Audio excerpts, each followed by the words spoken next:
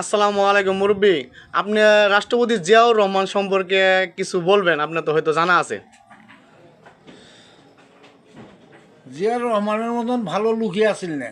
জিয়ার রহমান কোনো চুরি বদমাইশি কোনো কিছু না, খাল খুঁড়ছে, গাছ লাগাইছে।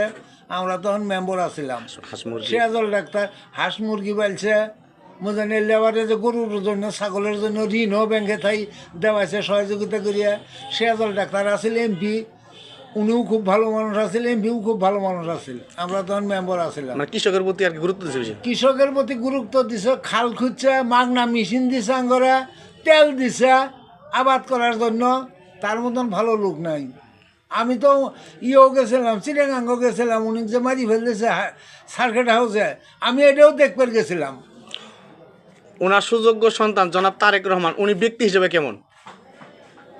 তারেক রহমানও আমার কাছে খুব ভালো মানুষ। তারেক জিয়া যখনকার আসিল তখনকার দেশে এরকম কোনো গণ্ডগোল কোনো ফাসাদ আসিল না। উনিও খুব ভালো মানুষ, এখনও উনি ভালো। উনি আসলে পরে এই বাংলার মানুষ আমলিগ উমলিগ কুন্ডাই যে ছাত্র দল কুন্ডাই করতো না, এই বিএনপি করব।